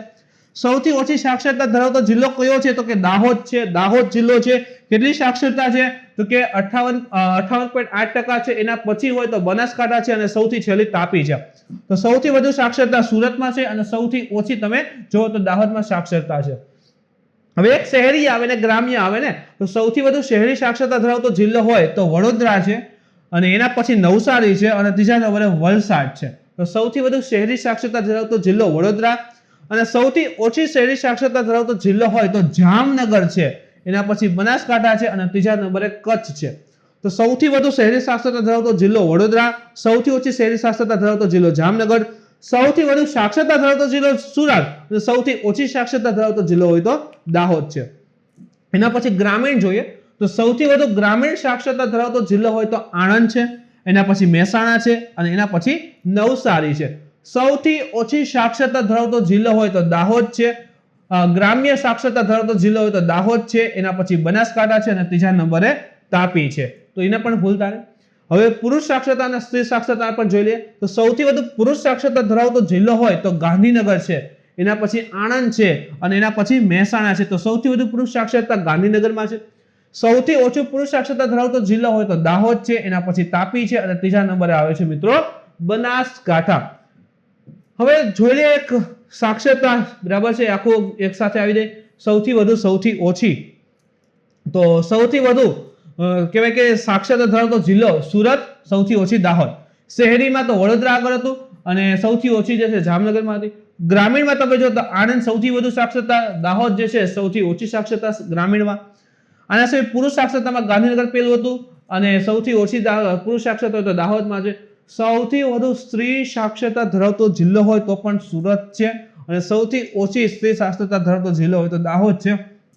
ખાલી ને ખાલી શહેરી સાક્ષરતાને બાદ કરતા સૌથી ઓછી સાક્ષરતા બધાયમાં તમે જો તો દાહોદ જ રહેલું છે, ફિક્સ થઈ ગયું. ખાલી શહેરી નહીં આવે, બાકી બધાયમાં સૌથી ઓછી સાક્ષરતા દાહોદમાં છે. તો આખો ચાર્ટ કમ્પ્લીટ છે મિત્રો. સાક્ષરતા દર છે 2011 ની સાપેક્ષમાં તો 78%. એક ફેક્ટ યાદ રાખો કે કેરળમાં પુરુષ અને મહિલા વચ્ચે સાક્ષરતામાં માત્ર 2.2%નું અંતર છે. તો સાક્ષરતા દરની વાત કરીએ તો પુરુષ 85.8%, સ્ત્રી 69.7%. હવે એમાંય સાક્ષરતા બે ભાગ પડે, એક ગ્રામ્ય અને શહેરી. તો ગ્રામ્યમાં 71.7% છે, શહેરીમાં 86.3% છે. ગ્રામીણમાં બે પડશે, પુરુષ અને સ્ત્રી. તો પુરુષ સાક્ષરતા દર 81.6 છે અને સ્ત્રી 61.4 છે. શહેરીમાં વાત કરીએ તો પુરુષ 91% છે અને સ્ત્રી સાક્ષરતા દર 81% રહેલો છે. દેશમાં 84.7% પુરુષ સાક્ષરતા અને 70.3% મહિલા સાક્ષરતા છે. એક રીતે તમે જોવો તો આખા દેશની સાક્ષરતાનું બધું આવી ગયું. ગ્રામ્ય, શહેરી, ગ્રામ્યમાં પુરુષ સ્ત્રી, શહેરીમાં પુરુષ સ્ત્રી, પુરુષ ખાલી સ્ત્રી, બરાબર છે, એ આવી ગયો. દેશની અંતર્ગત આખું આપી દીધું છે, બરાબર. સૌથી ઓછો તફાવત કેરળમાં છે, અને ગુજરાતની તો બધી વાત જે છે આવી જ ગઈ. એના પછી એક ઝીરકાર મિસાઇલ હતી. હવે કદાચ આવી છે કે ભાઈ ઝીરકાર મિસાઇલ કયા દેશ દ્વારા પરીક્ષણ કરાયું છે, તો યાદ રાખો ઝીરકાર મિસાઇલનું પરીક્ષણ જે છે એ રશિયાએ કરેલું છે. જે બાલ્ટિક સી આવે છે ને, બાલ્ટિક સાગર, ત્યાં વિશ્વની સૌથી ઘાતક હાઇપરસોનિક એન્ટી શિપ મિસાઇલ ઝીરકારનું પરીક્ષણ કર્યું છે. આખી મિસાઇલ જે છે ને ધ્વસ્ત કરી દે. તો એન્ટી શિપ મિસાઇલ જે છે એનું પરીક્ષણ રશિયાએ બાલ્ટિક સાગરમાં કર્યું છે, જેનું નામ છે ઝીરકાર. રશિયાના સંરક્ષણ મંત્રાલયે જણાવ્યું કે આ દરમિયાન મિસાઇલે 8 મેકથી વધુ તીવ્ર ગતિ પ્રાપ્ત કરી હતી. વિચાર તો કરો, અવાજની જે ગતિ છે એનાથી 8 ગણી ઝડપે ચાલેલી હતી. પરીક્ષણ 450 કિલોમીટર દૂર પતાવ લક્ષ્ય હતું અને એને કહેવાય ને નિશાન પાર પાડ્યું હતું. અને આ મિસાઇલનું બીજું સફળ પરીક્ષણ હતું. સામાન્ય મિસાઇલોના માર્ગને સરળતાથી ટ્રેક કરી શકાય છે, જ્યારે હાઇપરસોનિક વેપન સિસ્ટમ પર ચોક્કસ માર્ગે ચાલતી હોતી નથી. સામાન્ય મિસાઇલ તેને ટ્રેક કરી શકે, આ રીતે મિસાઇલ આવે છે, પણ હાઇપરસોનિક હોય, વિચાર તો કરો, 8 મેક અવાજની ગતિથી 8 ગણી ઝડપે ચાલે છે, તેનો માર્ગને ટ્રેક કરવો કેવો હોય છે? મુશ્કેલ હોય. એના પછી એક ટોપિક છે મિત્રો, પ્રોજેક્ટ ડોલ્ફિન. એક ડોલ્ફિનના રિસર્ચ માટેનું સેન્ટર પણ સ્થાપિત થયું છે. તમે રેગ્યુલર કરંટને ફોલો કરતા હોય તો એ પણ ખબર હશે કે પટના ખાતે, બિહારના પટનામાં જે છે આ ડોલ્ફિન રિસર્ચ સેન્ટરની સ્થાપના પણ થયેલી છે. તો નદી અને સમુદ્ર ડોલ્ફિનની સુરક્ષા કરવી આ પ્રોજેક્ટ ડોલ્ફિનનું મુખ્ય લક્ષ્ય રહેલું છે. પ્રોજેક્ટ ડોલ્ફિને ગયા વર્ષે પ્રધાનમંત્રીની અધ્યક્ષતામાં એક રાષ્ટ્રીય ગંગા પરિષદની જે પ્રથમ બેઠક હતી, પ્રધાનમંત્રીની અધ્યક્ષતામાં રાષ્ટ્રીય ગંગા પરિષદની પ્રથમ બેઠક હતી, ત્યાં મંજૂરી મળેલી હતી. અને નદી અને સમુદ્ર બંને ડોલ્ફિન સુરક્ષાની વાત છે, ખાલી નદી નથી. એવો શબ્દ કે માત્ર ગંગા નદીમાં જોવા મળે છે ડોલ્ફિનની સુરક્ષા, તો કે ના, ગંગા નદી પ્લસ સમુદ્રમાં હોય તો એની પણ વાત છે. પ્રોજેક્ટ ડોલ્ફિન જે મિનિસ્ટ્રી ઓફ એન્વાયરમેન્ટ, ફોરેસ્ટ અને ક્લાઇમેટ ચેન્જ છે એના દ્વારા જે છે લાગુ કરાય છે. વિશ્વભરની નદીઓમાં જે ડોલ્ફિન જોવા મળે છે તો એની ટોટલ 5 પ્રજાતિ રહેલી છે. વિશ્વભરની નદીમાં જોવા મળતી ડોલ્ફિનની કેટલી પ્રજાતિ છે? 5 છે. અને જે ગંગેટિક ડોલ્ફિન છે, ગંગા નદીમાં જે ડોલ્ફિન જોવા મળે છે, બરાબર, એનું બીજું નામ છે સુસ. ઇવન ગંગામાં જે ડોલ્ફિન જોવા મળે છે એના સંરક્ષણ માટે એક અભયારણ્ય પણ છે અને બિહારમાં આવેલું છે. મિત્રો એક પ્રશ્ન પૂછું છું કે બિહારમાં જે ગંગા નદીમાં જે ડોલ્ફિન જોવા મળે છે એના સંરક્ષણ માટે અભયારણ્ય છે ને, એ એકવાર કોમેન્ટ કરીને જણાવજો. અને એ ક્યાં હશે એ પણ કહી દઉં છે. છેલ્લા બોલે છગ્ગો છે ને, એમાં અભયારણ્ય રાષ્ટ્રીય ઉદ્યાન કરેલો છે, એમાં મેં કીધેલું છે. તો એ જે અભયારણ્ય છે બિહારમાં આવેલું ડોલ્ફિન માટેનું આખા ભારતનું એકમાત્ર અભયારણ્ય, એ કોમેન્ટ કરીને જણાવવાનું છે. અને નેશનલ એક્વાટિક એનિમલ પણ એને કહેવાય છે. એટલે કે આપણું કહેવાય ને કે દેશનું નેશનલ એક્વાટિક એટલે કે જળચર પ્રાણી રહેલું છે. એના પછી એક ઇમ્પોર્ટન્ટ છે મિત્રો, શૂન્યકાળ અને પ્રશ્નકાળ. ક્યારેક અહીંથી પ્રશ્ન આવી જાય છે. લોકસભા અને રાજ્યસભાના સચિવો દ્વારા જાહેર કર્યું હતું કે કોવિડ-19 નું જે મોન્સૂન સત્ર છે જે અત્યારે ચાલી રહ્યું છે એમાં પ્રશ્નકાળ નહીં હોય અને શૂન્યકાળ જે છે એ પ્રતિબંધિત સાથે બંને ગૃહમાં હશે. તો આ ફેક્ટ કીધેલી હતી એટલે કરંટમાં આવેલું હતું. હવે પહેલા તો આ વાક્ય કે સંસદની જે પ્રક્રિયાના નિયમો હોય ને કે ફરફરી હોય છે ને, આ મુજબ પ્રક્રિયા થઈ છે, એમાં ક્યાંય પ્રશ્નકાળનો ઉલ્લેખ જોવા મળતો નથી, ઉલ્લેખિત છે નહીં. સંસદ એટલે કે પહેલેથી ચાલુ આવે છે, પરંપરા છે, બાકી કે ઉલ્લેખિત છે નહીં. સંસદની કાર્યવાહીનો પ્રથમ 1 કલાક હોય ને એ પ્રશ્નકાળ માટે હોય છે. એટલે કે 11 વાગે સંસદ ચાલુ થાય તો 11 થી 12 એટલે પેલી 1 કલાક આવીને પ્રશ્નકાળ હોય. સંસદ સભ્યો દ્વારા મંત્રીઓને પ્રશ્ન પૂછવામાં આવતા હોય છે. જેમ કે આ ખાસ ઇમ્પોર્ટન્ટ આટલો મુદ્દો રહેલો છે. જો એક તો તારાંકિત પ્રશ્ન હોય, તારાંકિત એટલે કે સ્ટાર હોય, તારાંકિત પ્રશ્ન હોય તો કેવી રીતે પૂછે? તો કે મૌખિક રીતે પૂછે, સંસદની અંદર જ પૂછી લે કે ભાઈ આવું શા માટે હતું, મંત્રીને ડાયરેક્ટ પૂછે. તો તારાંકિત હોય છે, કેવી રીતે પૂછે? મૌખિક રીતે પૂછે. અને અનુપૂરક પ્રશ્ન પૂછી શકાય છે. મૌખિક રીતે પૂછે, જેમ કે હું તમને પૂછી રહ્યો છું અત્યારે, તો તમે જે છે આના જવાબ સામે આપો અને હું કાંઈક નવો પ્રશ્ન કરી શકું ને, તો અહીંયા જે છે વધારે પ્રશ્ન પૂછી શકાય છે. હવે અતારાંકિત હોય તો એનો જવાબ જે છે એ મંત્ર દ્વારા લેખિત અપાય, લખીને આપવો પડે. લખીને મંત્રી આપે એમાં તમે અનુપૂરક પ્રશ્ન કેવી રીતે પૂછો? તો અનુપૂરક હોતા નથી. અને અલ્પ સૂચના પ્રશ્ન પણ હોય, એટલે કે ઓછામાં ઓછા 10 દિવસ પહેલા નોટિસ આપી અને પછી પ્રશ્ન પૂછવામાં આવે છે અને એનો જવાબ જે છે મંત્ર દ્વારા મૌખિક રીતે આપવામાં આવતો હોય છે. તો આ રીતે તારાંકિત, અતારાંકિત અને અલ્પ સૂચનાના પ્રશ્ન જોવા મળતા હોય છે. શૂન્યકાળ ઉપર પણ વાત કરી લઈએ તો સંસદીય પ્રક્રિયા નિયમાવલીમાં કોઈનો ઉલ્લેખ છે નહીં. તો યાદ રાખો, જો પ્રશ્નકાળનો નથી અને જે શૂન્યકાળ છે એનો પણ આમાં ઉલ્લેખિત જોવા મળતો નથી સંસદની પ્રક્રિયાની અંતર્ગત. જે આપણે જોયું ને કે ભાઈ 11 વાગે સેશન ચાલુ થાય તો 11 થી 12 જે છે એ પ્રશ્નકાળ હોય, પછી 12 થી 1 જે હોય ને એ શૂન્યકાળ હોય.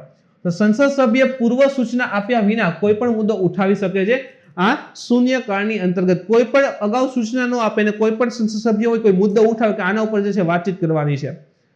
પ્રશ્નકાળ પછી શૂન્યકાળ હોય એટલે કે પ્રશ્નકાળ જે છે 11 થી 12 હશે, તો 12 થી 1 જે છે એ શૂન્યકાળ જે છે એ હોય છે.